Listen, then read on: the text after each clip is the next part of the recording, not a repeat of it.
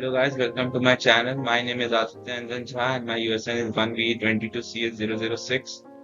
Today I'll be explaining a topic database languages and interfaces. Relational databases.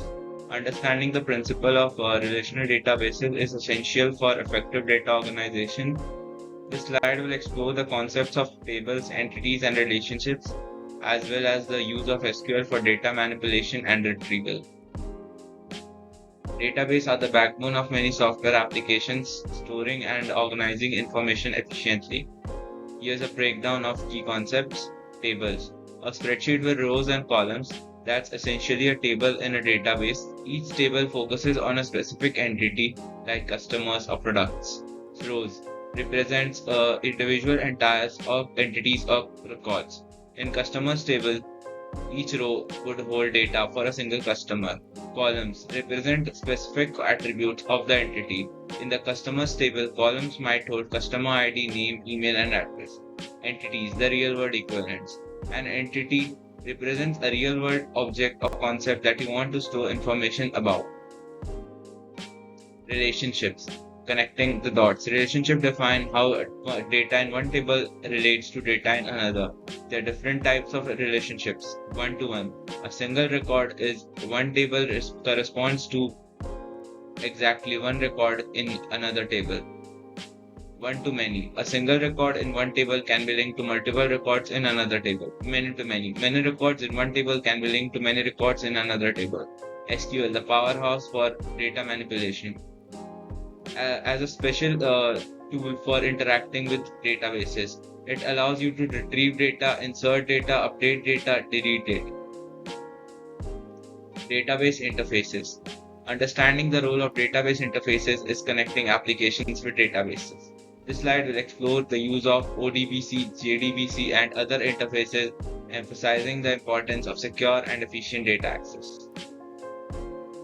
ODBC, Open Database Connectivity, a universal translator for databases. ODBC acts as a multi-layer allowing applications written in various programming languages to connect to diverse database systems. Here's the key.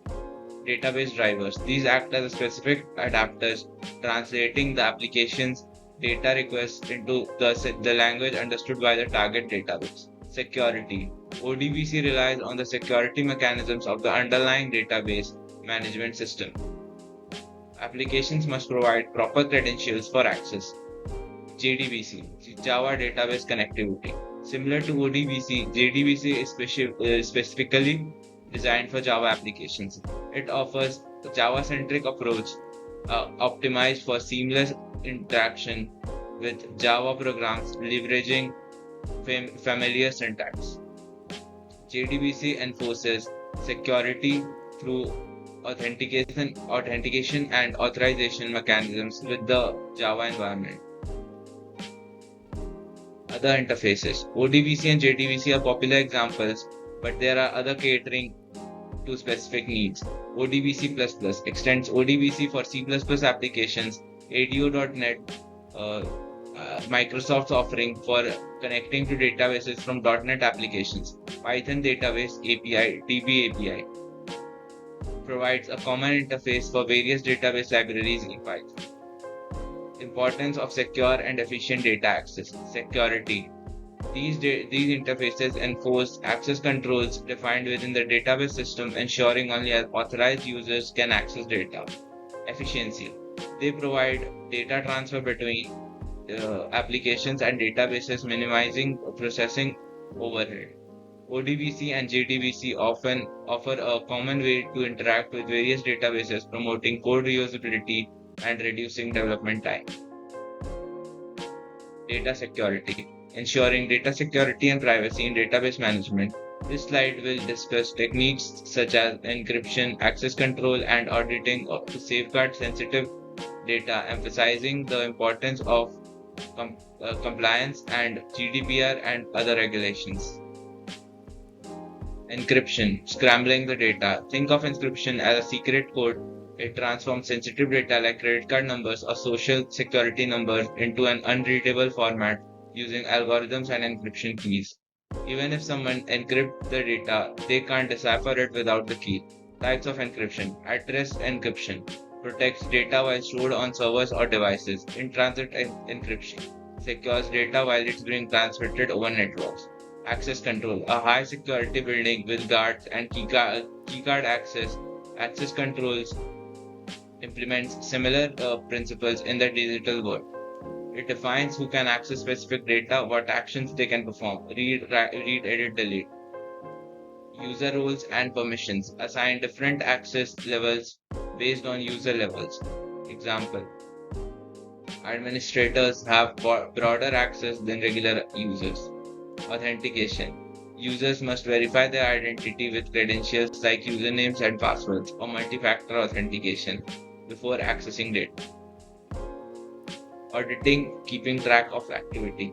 Auditing logs every interaction with sensitive data. This creates a record of who accessed what information, when, and from where. This is crucial for identifying security breaches.